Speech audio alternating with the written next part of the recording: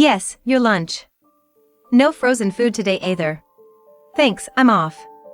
I make lunch for my husband every morning. It's tough with twin toddlers, but my husband is supportive with childcare. That's why it seems we can manage both parenting and our marriage well. I used to think so. Hey, someone's been dumping kitchen waste in the trash can outside our store. Was that your husband? That's not allowed, you know. What? No way I'd do that. Is my husband really doing that? It wasn't clear because it wasn't in a transparent bag, but I saw a white plastic bag and could vaguely make out something like rice inside. Maybe leftovers? Any idea? No clue. He doesn't even take out the trash. Maybe I saw it wrong then. Should have checked properly. But I can't just pull it out of the trash. I'll ask him about it. Until we figure it out, could you not mention it if you see him? I lied to my friend. It was probably the contents of his lunch that my husband dumped. The supermarket where my friend works is between our house and the station. And he passes by it on his way to work. But why would he do such a thing? The reason became clear soon. Hey, long time no see. Can you let me in? What's up? My husband and I used to work at the same place. A colleague from that time brought my drunk husband home. Should I carry him to bed? No, that's fine. Just leave him there. Is it okay to let him sleep at the entrance? Better than him throwing up in bed. Just let the drunkard sleep there, a towel under his head will do. By the way, why did he drink so much? Didn't you hear? There was a farewell party today. Remember, for the person you both knew. Ah, right. He probably drank a lot trying to liven up the party, as salespeople do. Now that you mention it, I think I forgot about the farewell party. Must be hard with twins and still making such nice lunches every day. Forgetting once in a while can't be helped, right? Wait, lunches? He's supposed to be throwing away the lunches, but my husband is eating them at work? As I listened to his story, the reason why my husband was dumping the lunches I made came to light. Upon discovering the truth, I decided to make him pay. I'm Sally. I'm 28 and work in sales. My husband, Tom, is 4 years older and we used to work at the same place, having a relationship. We married after dating for 2 years, born from a workplace romance. I love my job, so I continued working even after we got married. And I was fully intending to keep working even if we had kids. However, when I actually got pregnant, something unexpected happened, and I found myself wondering whether I should continue working. Turns out, the baby in my belly is twins. Really? That means we're going to have 2 kids at once. Yeah, but... What's wrong? Aren't you happy? Of course, I'm happy. It's just, with twins, the childcare burden is going to be double, right? I'm wondering if it might be too hard to keep working. That's true. You do want to keep working. Are you thinking about quitting your job to focus on the kids? I'm considering it, but there's the issue of money. Don't worry. I'll work harder, so you can focus on raising our kids. Okay. But we'll be really tight on just your income. I'm sure we'll struggle when it comes time to pay for their education, so I might take a part-time job or go back to work then. Life is going to be tough from here on. But, I'm determined to raise our kids well. With this resolve, I rubbed my belly, sharing my determination with the twins inside. 9 months pregnant. I left my job. Take care and have healthy babies. Thank you. You're going to be working with Tom now, right? If he ever gives you a hard time, let me know. I'll give him a piece of my mind. I wouldn't do that. After working for 6 years, I received a warm send-off from my colleagues. New employees, being only 2 years in, still had me worried. If possible, I would have liked to continue working. But right now, the babies in my belly come first. I left my job, with a sense of nostalgia. Yet I don't think I had to quit because of the babies. I simply shifted my happiness from work to parenting. And who knows, maybe I'll return to work once the kids are a bit older. Feeling fully prepared, I eagerly rubbed my belly, longing to meet my children soon. About a month after quitting, the kids were born safely. You did great. Both are healthy boys. Shall we stick with the names we decided? Or, did seeing their faces change your mind? Let's keep the names we decided. The older brother will be Jack, and the younger one will be Noah. Watching my children cry vigorously, I imagined a bright future and braced myself for the upcoming parenting journey. However, parenting was tougher than I imagined, and despite my determination, my spirit was nearly broken after just 3 months. Finally, they've fallen asleep. Hey, now Noah's started crying. Just when Jack finally calmed down. When one stops crying, the other starts. My nights are mostly sleepless, soothing the twins' night cries. Facing childcare for the first time, and with twins no less, felt like a harsh trial given by fate. I kept telling myself it would get easier as they grow a bit more. If only my husband would help with the childcare. Hey, Noah is crying. Oh, now Jack started too. Hurry up and calm them down. I'm tired from work and just want to eat in peace. I'm exhausted from twin childcare and haven't had a peaceful meal since they were born. Irritated by my husband's words but prioritizing the children, I ignore him. I used to complain to my husband a lot at first. But I stopped since it was just a waste of energy. Can you at least take care of Jack and Noah a bit? I do bathe them, don't I? That's all you do. Do you have any idea how much more there is to do? But hey, you quit your job to focus on childcare, right? I'm working hard in exchange, so it's only natural you take on more of the childcare burden. While I'm changing the kids' diapers, my husband sits on the living room couch, drinking beer. He can't even pause his drinking to help change a diaper. Indeed, my husband has been working hard for our kids. Since I quit my job, he started working late and his weekends at work have increased. He also sometimes works or studies outside on weekends because the kids make it hard to concentrate at home. In the beginning, he did help with the childcare. But as he realized how tough it was, he began to leave almost everything to me, resulting in me handling it all on my own. I won't last if this continues. So, I decided to talk to a friend who has experience with parenting. I'm struggling because my husband hardly helps with the kids. Relying on your husband is a waste of time. Men think they're doing enough just by helping a little. Was Mary's husband like that too? Did you do all the childcare by yourself? Pretty much on my own. I found ways to save time and effort. Is there anything I can do right away? Well, you make lunch for your husband, right? Knowing you, you're probably seriously making eggs every morning? Well, I have to make the side dishes. With twins, it's okay to rely on frozen foods. Frozen foods, huh? Today's frozen foods are really well made. There are plenty at the supermarket where I work. Why don't you try buying some next time? Maybe I will. Hearing my friend's story, I realized I'm not the only one with an unhelpful husband, and decided to accept that this is what parenting is like. Also, I decided to try using frozen foods, following my friend's advice. These frozen foods would later become the small trigger for a significant incident. I went to the supermarket recommended by my friend to buy frozen foods. The supermarket, open 24/7, is a large store. Therefore, the frozen food section was also extensive. There were standard items like fried chicken and pizza, as well as more unique options like beef stroganoff and a spinach and walnut salad. There were also cut vegetables and desserts. Overwhelmed by the variety, I just chose a few items that seemed easy to use for lunch. After shopping, I decided to try the frozen dumplings I bought for my lunch. Eating them, I was surprised. Even though it was microwaved, the skin was still crispy. Of course, I don't make dumplings from scratch. However, instead of buying them from the frozen or deli section, I always bought chilled dumplings. Because they're crispy and delicious when cooked. Thinking this, my image of frozen foods changed drastically after eating these frozen dumplings. The next morning, I decided to put frozen fried chicken in my husband's lunchbox. It's meant for lunchboxes, so it thaws by lunchtime without needing to be heated. I was quietly thrilled to fill up the side dish space in the lunchbox with just that fried chicken.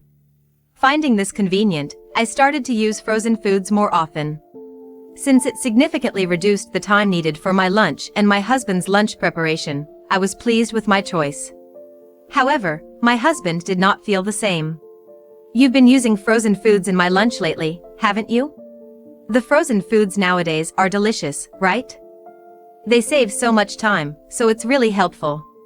I understand childcare is busy, but having almost all the lunch sides be frozen foods is kind of embarrassing, isn't it? Just bear with it until Jack and Noah get a bit bigger. Making lunch is really hard, you know. You quit your job for childcare, right? But using that as an excuse to skimp on lunch. I don't know. My husband had stepped on a landmine. I wonder if Mary's husband ever said something like that to her. I couldn't stand it. Furious, I decided to teach my husband a lesson. All right. I'll put in a bit more effort tomorrow, just like you wanted. I'm counting on you. It's me who gets embarrassed at work, after all.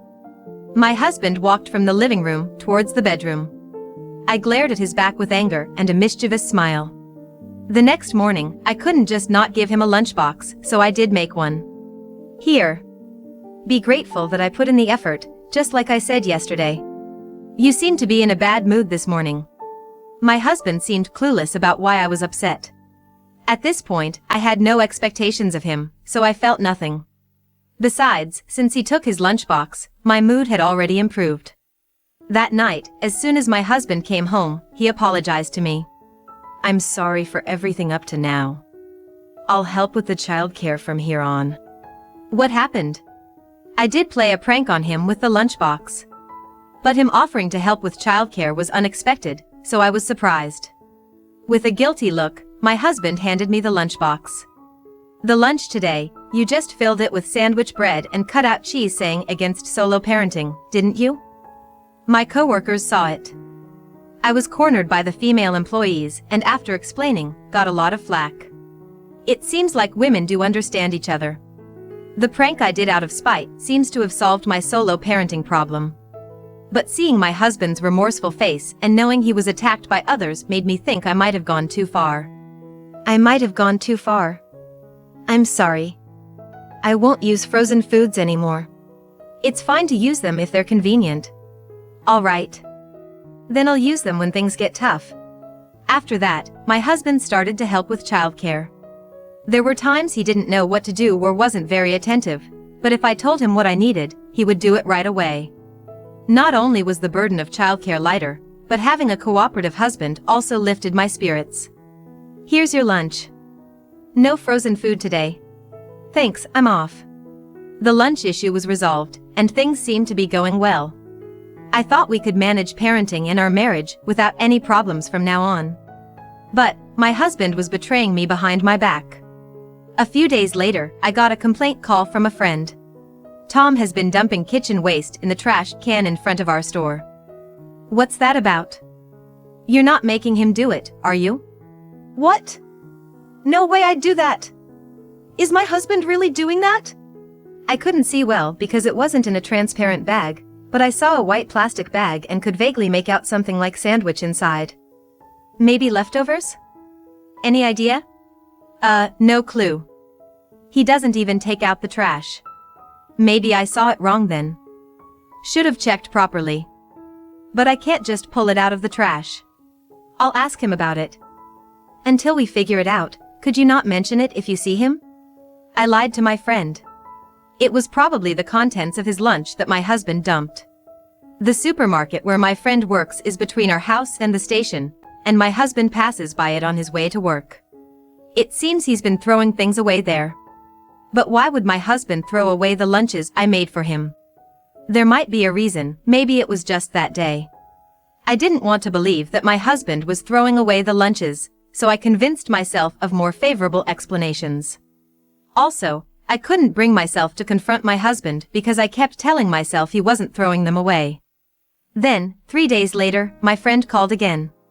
Your husband seems to be dumping kitchen waste here every day.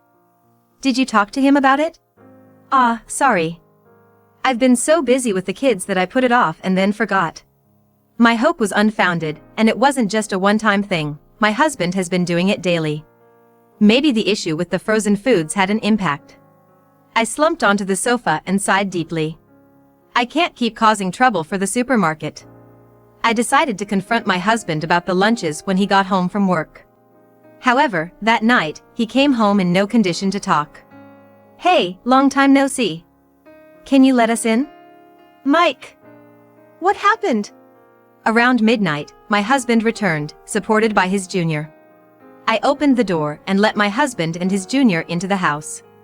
As my husband entered, the entrance was immediately filled with the smell of alcohol. He couldn't stand without support from his colleague. It seemed he drank a lot. "Should I carry him to bed?" No, that's fine. Just leave him there. Is it okay to let him sleep at the entrance? If he throws up in bed, it'll be a mess. Just let the drunkard sleep here, a towel under his head will do. By the way, why did he drink so much? Didn't you hear? There was a farewell party today. Remember, for the person you both knew. Ah, right. He probably drank a lot trying to liven up the party, as salespeople do. Now that you mention it, I think I forgot about the farewell party. It must be tough with twins and still making such beautiful lunches every day. Forgetting once in a while can't be helped, right? Wait, lunch? I was caught off by his comment. My husband has been throwing away his lunches every day. I thought he was buying lunch at a convenience store or eating out because of that. But despite throwing away the lunches I made, it seems he's been eating them. And what does he mean by a beautiful lunch? Right now, I don't know the details, and it's probably not something I should be discussing with others. Yeah, it's tough every morning. Continuing from the time with my friend, I lied again. But this time, not over the phone, and my facial expression could be seen. He didn't miss my subtle expression. Yeah, I can imagine it's hard. My subtle expression made the junior match his conversation to mine, sensing the mood. I could tell from his subtle expression that he understood. But this feels like a kind of mutual understanding we shouldn't have. I have a taxi waiting outside, so I'll be going now. Wait a minute. Sensing the uneasy atmosphere and trying to leave quickly, I grabbed his collar from behind to stop him from leaving. I had a hunch that he knew something about my husband. There's something you know about him, isn't there? Tell me. Please don't say you heard it from me. Knowing resistance was futile, the junior started to share information. That was what I desperately didn't want to think about. The rumor at work is that Tom might be having an affair with a female coworker. There's no evidence, but you know, such talk doesn't come from nowhere. And my subtle reaction to the lunch topic must have added credibility to those rumors. Yes. Seeing your reaction, it seemed like Tom isn't getting lunches made by you, yet he's eating lunch at work. So, people are thinking maybe those lunches were made by the coworker he's suspected of having an affair with. I see. Throwing away the lunches might be because it would seem odd if he said he didn't need them anymore. Maybe the affair started when I began including frozen foods in the lunches. Seeing a lunch full of frozen foods, the other woman might have offered to make them. Got it, thank you. Sorry for holding you up. Don't mention this conversation to my husband, okay? He nodded silently and left. At the entrance, my husband lay snoring loudly, reeking of alcohol. Leaving my husband's disheveled form at the entrance, I went back to the living room and grabbed his pay stub from the shelf. I usually check his salary amount through the bank account, so I had never looked at his pay stubs before. Since our children were born, my husband has been working hard, often coming home late and working more weekends. However, when I checked the working hours and overtime on the pay stub, the numbers clearly didn't add up. The colleague had said it was just a rumor, but I was convinced it was true. Knowing the truth, I decided to bring my husband down to hell. A week later, I was sitting in the living room with my arms crossed, waiting for my husband to come home from work. I'm home. Hey, why such a scary face? Just sit down, quickly. I made my husband sit across the table from me. He looked anxious, not knowing what this was about. Don't you have anything you want to tell me? What? That's a pretty broad question. Nothing in particular. Oh, is this one of those traps where you pretend not to suspect anything but you're trying to make me confess? I haven't done anything wrong. My husband said that, but he wouldn't look me in the eyes. If he thought he was being accused of infidelity, he should be more flustered. He's probably thinking that I've found out about him throwing away the lunches. Let's start with the lunch issue then. There were days when I had you watched. I got to know what kind of person you really are. Watched? You're supposed to be taking care of Jack and Noah. You couldn't possibly have time for that. I wasn't tailing you myself. First, look at this. I showed him a photo on my smartphone and placed it on the table for him to see. Is this a picture of the supermarket? Yes. A friend of mine who works there took it. I didn't know you had a friend working at a supermarket. Why didn't you tell me? I did tell you. I can't remember when, but I think I mentioned that a friend works there. It was just casual conversation, and you didn't seem that interested, so it probably just slipped your mind. My friend was troubled. You've been dumping kitchen waste there every day. So, you knew all along that I've been throwing away the lunches. I had told my friend to not say anything if she found my husband dumping the lunches. Thus, my husband continued throwing away my lunches. While wasting lunches is regrettable, it was convenient for me. Knowing there might be an affair, I explained the situation and had my friend take photos of my husband dumping the lunches. About the lunches. I guess frozen foods just don't suit my taste, or eating them every day isn't good for my health. To me, the lunch issue was just an entry point to bring up the affair. But my husband, thinking this was the main issue, was making excuses with all his might. His actions seemed almost comical to me, leaving me speechless in disbelief. Then, mistaking my silence for pressure, my husband started apologizing profusely. I'm so sorry. It was all my fault. I won't throw away the lunches anymore.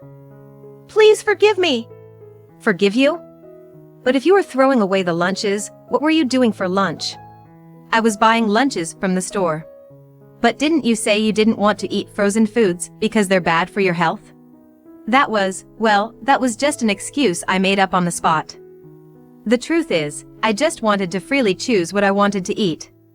My husband's story, filled with lies upon lies, was becoming more contradictory. He seemed aware of his flimsy excuses, as sweat began to bead on his forehead.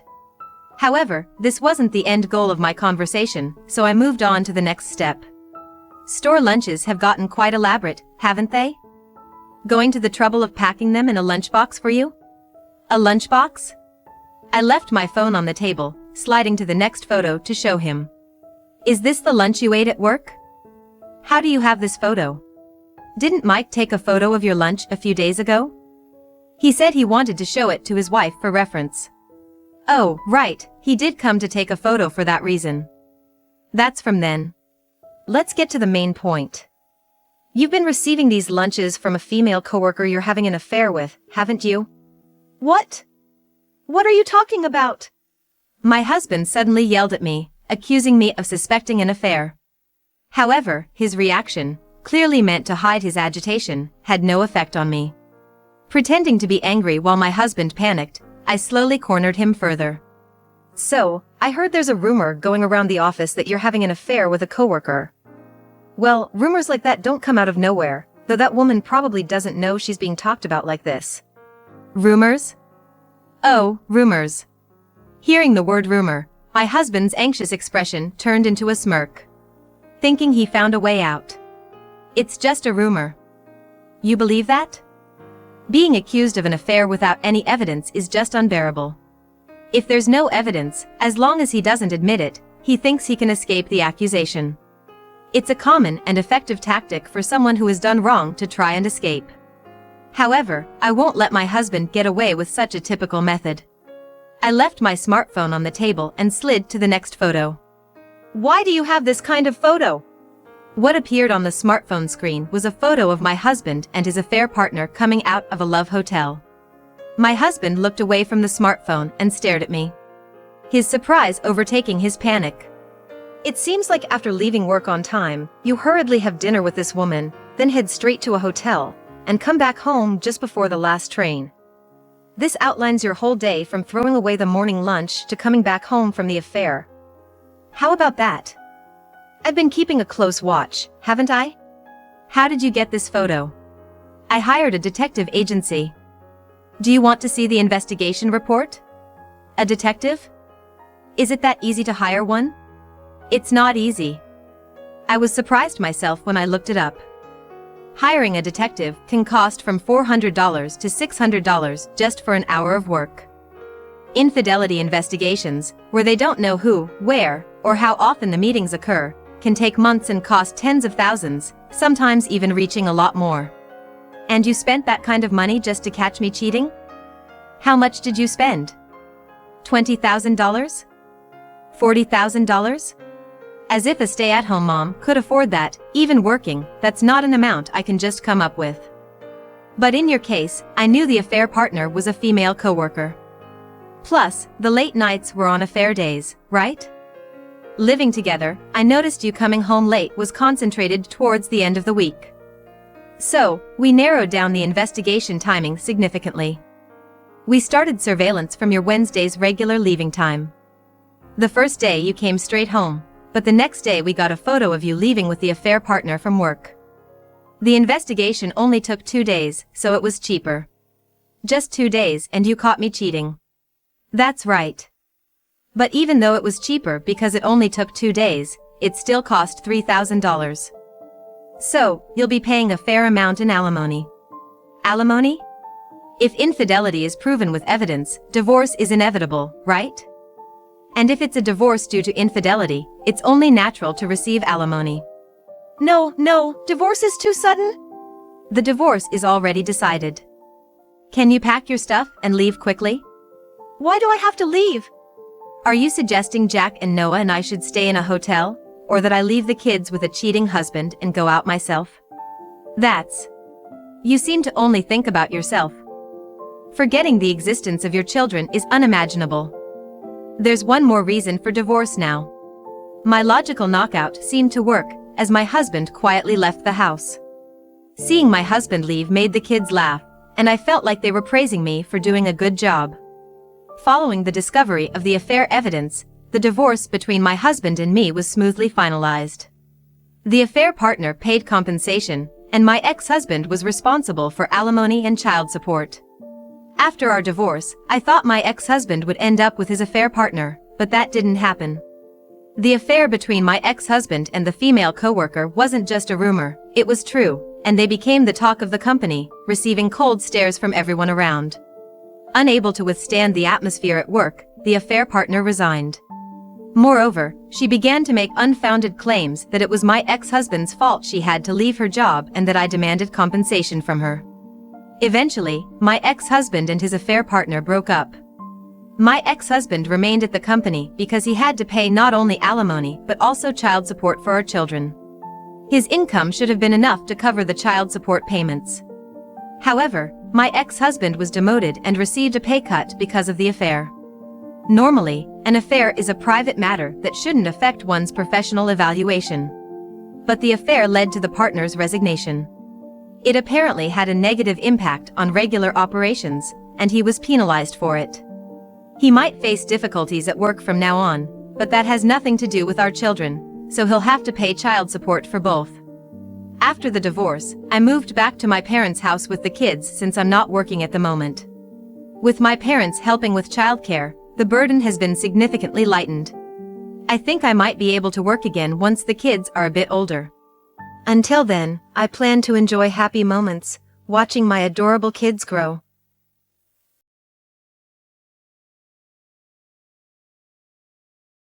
My first impression upon seeing my sister-in-law for the first time was that she was an extremely charming person with striking features. Nice to meet you, my name is Catherine. I'm here to say. But just when I thought I wanted to get along with her, that feeling quickly faded in the next moment. Who's this old lady?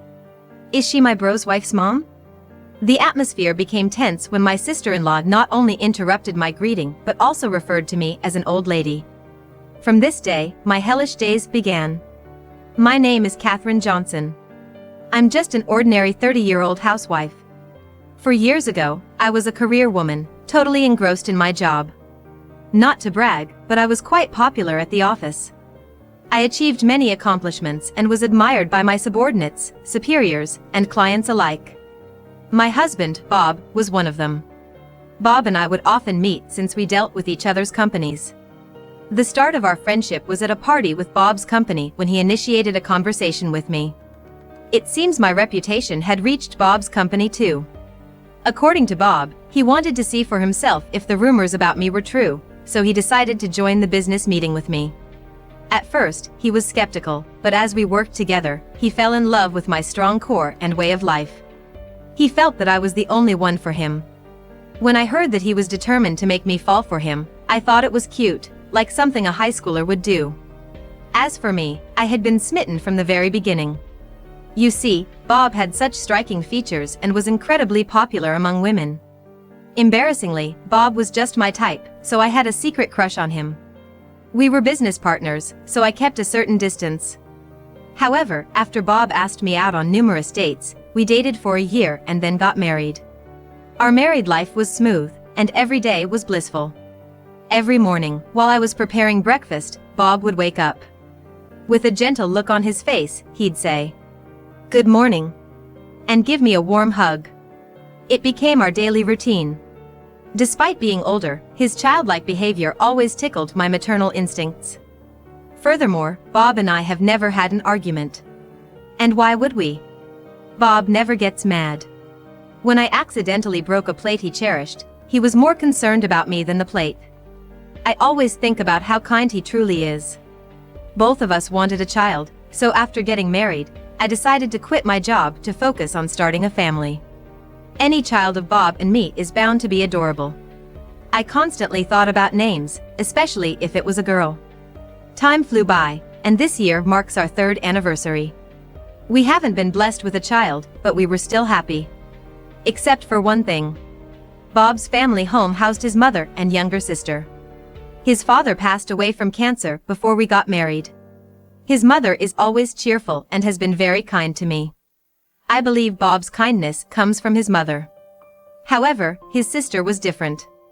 I really didn't like her. Thinking back, it started from the time I first introduced myself before we got married. My first impression of her was that she was a very charming person with striking features, just like Bob. I had briefly thought I wanted to get along with her, but that feeling vanished in the next instant. "Nice to meet you, my name is Catherine. I'm here to say..." "Who's this old lady? Is she my bro's wife's mom?" Not only did she cut off my greeting, but the atmosphere went cold in an instant when my sister-in-law called me an old lady. My sister-in-law didn't greet me back, so Bob stepped in to introduce me. With a sarcastic tone and looking directly at me, she feigned surprise and asked, "How old are you?" I replied, 27. "No way, seriously? That's hilarious. I thought you were like 50. You really look old." That was way out of line. I genuinely doubted if this girl was Bob's sister. She blatantly stared at me from head to toe, sizing me up. I just watched her in silence until she furrowed her brow. Whether she disliked my face or my attitude, I couldn't tell, but she kept making snide remarks about my appearance. "Your clothes are so out of style, you're overweight, your nails are unkempt." And more. After a while, I just stared down at my own feet. Bob's hands trembled with rage, while his sister laughed continuously. Then, Bob snapped. Something he rarely does. "Hey, what the hell are you saying? That's extremely rude." She responded with, "Ugh, what? You're so annoying." Totally killed the mood. She's just plain nasty. And she would make these same types of snide comments to Bob and their mother. They had put up with her behavior for years without expecting any change in her attitude. Both Bob and his mother apologized to me later. They weren't at fault, so why were they apologizing? I felt sorry for them, but at the same time, I harbored anger towards the sister-in-law for making such remarks to her own family. To minimize contact, I decided not to visit Bob's family home anymore. I heard about the sister-in-law through their mother, but she never caused any harm to us, so I went on living my life peacefully. Then, one day, an incident shattered my happy daily life. "Catherine, Bob, I have a favor to ask.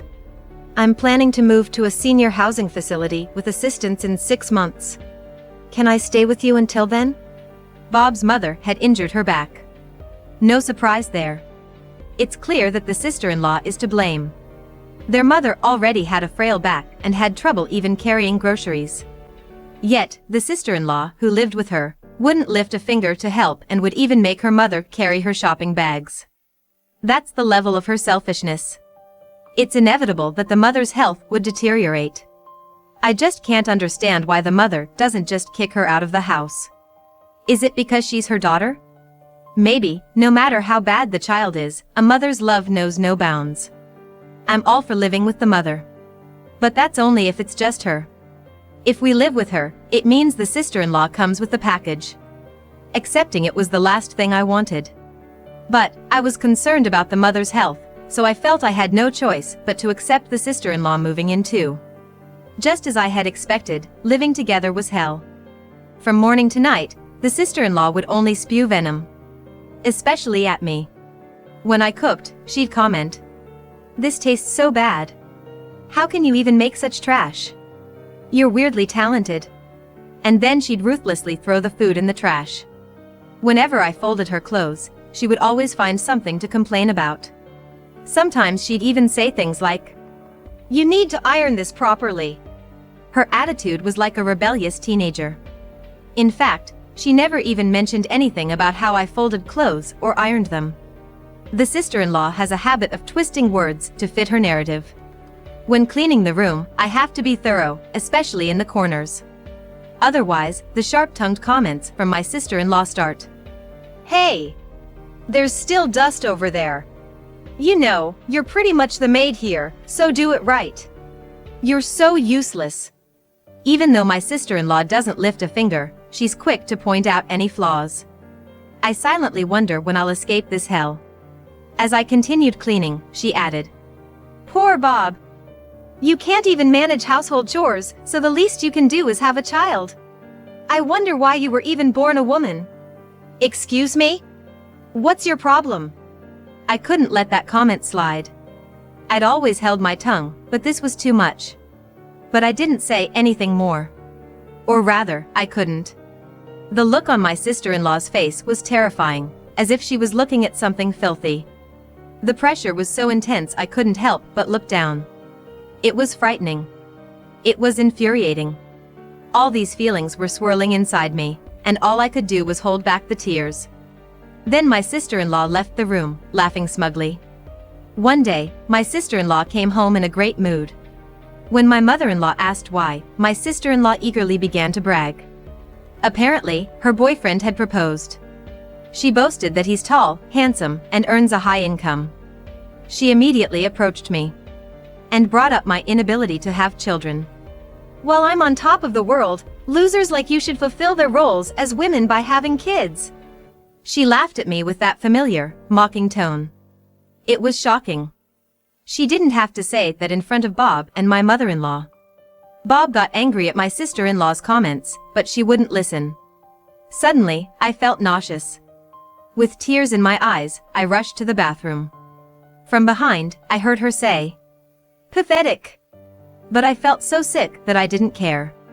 From the living room, I could hear Bob and my sister-in-law arguing. My mother-in-law was beside me, patting my back, and said, "Children are a blessing. It's up to you and Bob to decide the pace." She comforted me with tears in her eyes. I wished from the bottom of my heart that my sister-in-law would get married and leave as soon as possible. On another day, after a routine visit to the OB/GYN, I decided to take a detour on my way home. There was a popular flower shop nearby that was always bustling. I was thinking about buying some flowers when an old colleague, Steve, called out to me. Even though I've left my old job, Steve still looks up to me. We occasionally chat on text, discussing work matters. It's been 3 years since we last met. We chatted for a bit, and he told me he's gonna marry his girlfriend soon. They have a date planned later that day. I was curious about why Steve was at the flower shop, but it soon became clear. Seeing Steve talk so happily about his girlfriend made me smile too. Realizing it was time to go, Steve picked out his flowers and went to pay. While waiting, I browsed the flowers, deciding which to buy. When Steve returned, he had 2 bouquets in his hands. He handed one to me as a gift. "This is for you. It's baby's breath. The flower's meaning is gratitude and happiness. I've always been grateful for you, Catherine. Please continue to be there for me." Saying that, Steve headed toward the train station. Gratitude and happiness, huh? Never having chosen flowers based on their meaning, I thought Steve was a warm-hearted person. I hurried home. I wanted to tell my husband about today's events as soon as possible. When I got home, my sister-in-law wasn't there. It seems she had gone out. I placed the baby's breath in a vase and prepared dinner with my mother-in-law.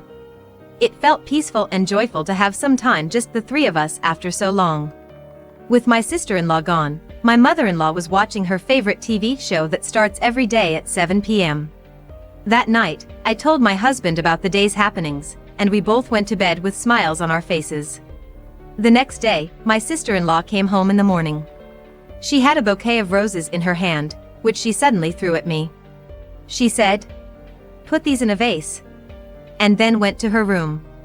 I tried to put the thrown bouquet into a vase, but most of the flowers were broken or the petals were torn, so they ended up in the trash. I wondered how roughly she had handled them. I began to feel sorry for my sister-in-law's boyfriend. On closer inspection, I recognized the wrapping of the bouquet. After changing into her house clothes, my sister-in-law started talking again.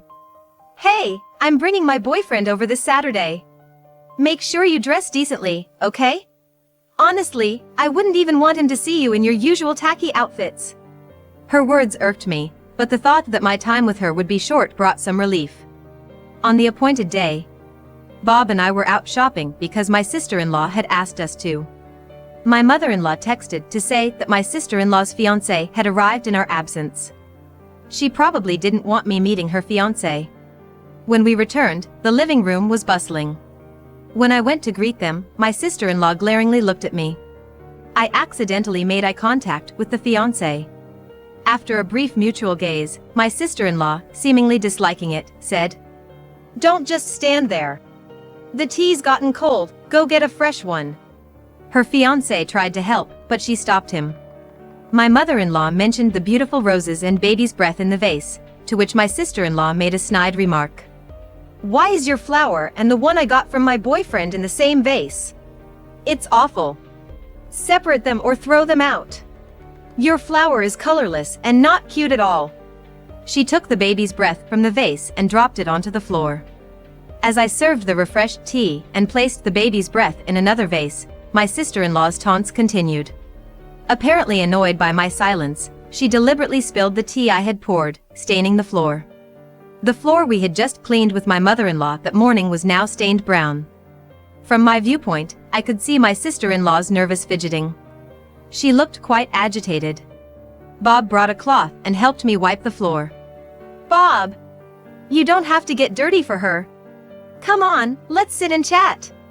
The atmosphere was tense. Did my sister-in-law not realize that her words were backfiring on her? Her fiancé, who had been observing the situation, tried to defend me with his words. But, of course, my sister-in-law wasn't having any of it. "Why are you defending her? You should only be looking at me," she exclaimed, past the point of no return. "Isn't she your sister?" her fiancé asked, seeking clarification. In response, my sister-in-law uttered her usual demeaning phrase. "Nah, she's just the maid here. So it's okay." My mother-in-law tried to silence my sister-in-law, but as expected, it was to no avail. She just went on and on with her usual nasty comments. Once she was done ranting with a satisfied look on her face, her fiancé looked straight at her and said something. "Let's break up." "What?" Steve was livid.